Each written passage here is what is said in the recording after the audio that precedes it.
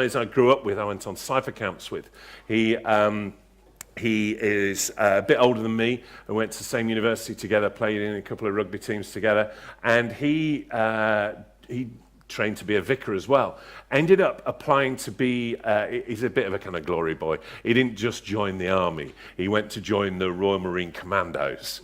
And as part of the induction, because you can, as a clergy person, you could join and you don't have to do all the training. You do bits of it, you don't have to do all of it. But him being him, he would say he is a pacifist. And he said to himself and the people above him, if I was to have any integrity in being a Royal Marine Commando and a pacifist, I would have to do all the training that all the Royal Marine Commandos are expected to do. And so he did all the training, all the kind of the really horrible kind of, I think they do it over 3 months, and it's just absolutely kind of torturous training. And he did it, and he served in Afghanistan as a chaplain, as a Royal Marine Chaplain Commando, and apparently one of the first commando chaplains to do that type of training. So it is a weird one, this passage, looking at this subject, when you have that kind of stuff going on in the background.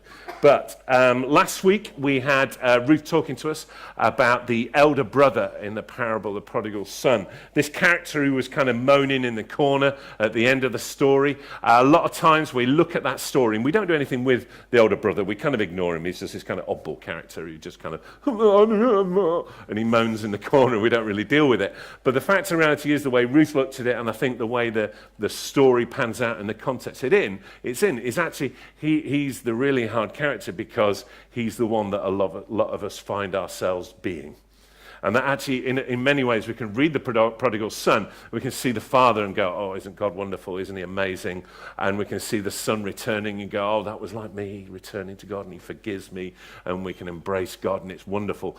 But in the back of our hearts, actually a lot of us are the older brother chunnering in the corner, why is he getting all that? And you're kind of, oh, that's a really hard thing to hear, that actually you're in the family, you've got the blessing, you've been there all along and you've done nothing with it. You've not only done nothing with it, you've not done the job you should have done, which is go out and look for your brother. And that is a really hard hat to wear. So that was last week, looking at that, the start of this whole series on the life on the front line. And for the next 2 weeks, we're looking at Ephesians 6, the armour of God. Exactly the same subject that we're dealing with it twice. Ruth Ross doing it next week. And this week, we are looking at Ephesians 6. We're looking at the first few verses of this passage. So if you turn that to that for me, that'd be great. Page 1177. Great. I love Paul's letters. There's always his bit, finally! And he's nowhere near the end because there's another final greetings. It's like, great, Paul. Just tell us when you're going to finish and stick to it. Finally, be strong in the Lord and in his mighty power. Put on the full armour of God so that you can take your stand against the devil's schemes. For our struggle is not against flesh and blood, but against the rulers, against the authorities, against the powers of this dark world, and against the spiritual forces of evil in the heavenly realms. So today we're dealing with we're looking at the armor next week, but today we're dealing with the level of battle that we are in. Not necessarily the tools, but the situation, this physical and spiritual battle we find ourselves in. And to hopefully help us unlock the understanding of this, we are unsurprisingly going to flick to the Old Testament and look at Daniel, the book of Daniel on page 896.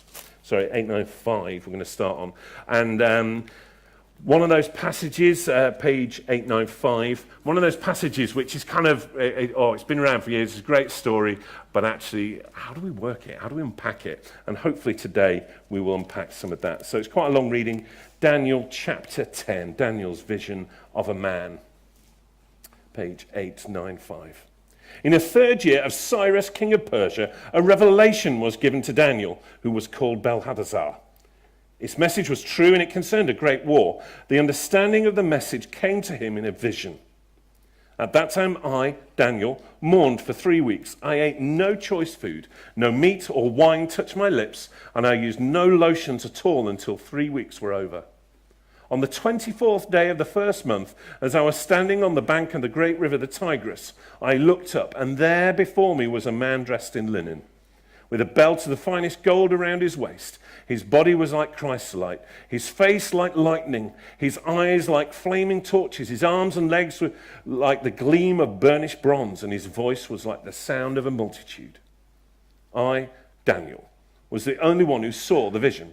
The men with me did not see it, but such terror overwhelmed them that they fled and hid themselves.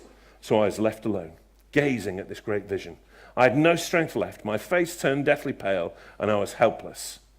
Then I heard him speaking, and as I listened to him, I fell into a deep sleep, my face to the ground.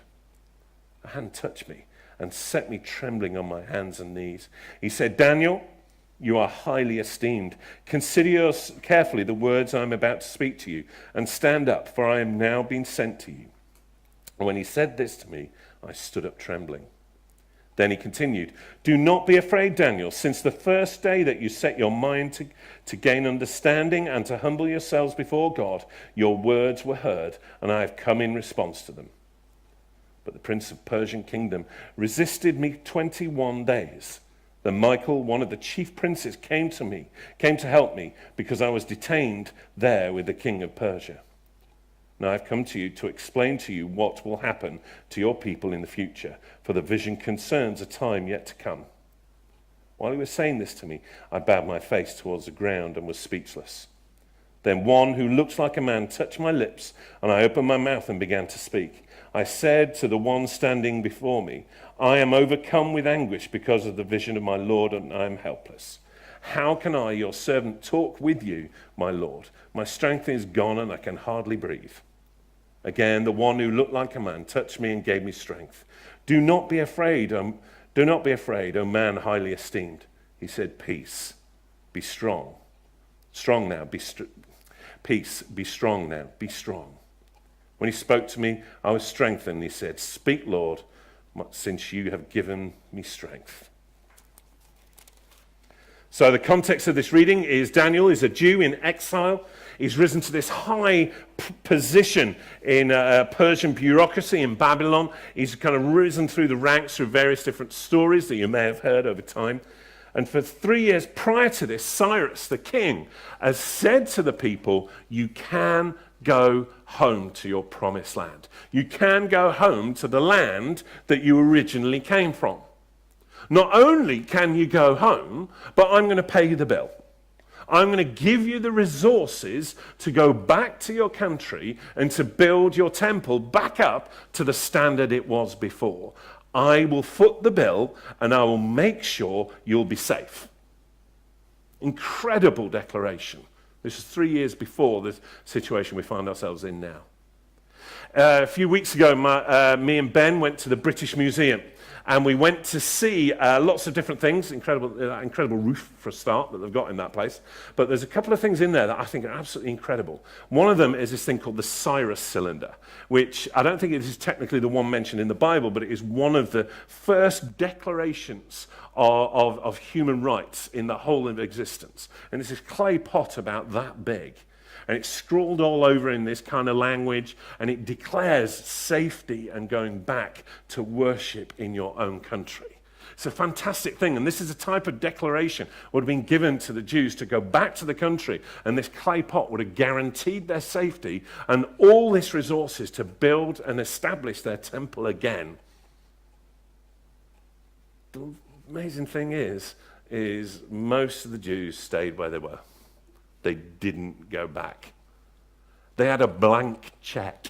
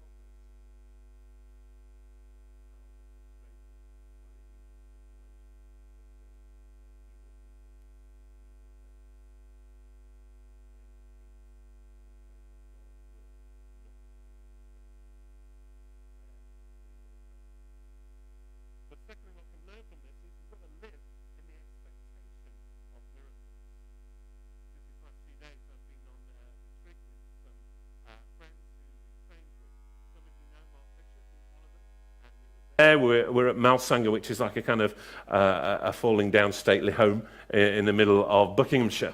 And we're praying a lot, we're praying for each other a lot, we're hearing each other's stories about what has been happening in the first 9 years of ordination. And a lot of stories we're hearing from each of us went along a theme that we were in a battle, but miracles happen.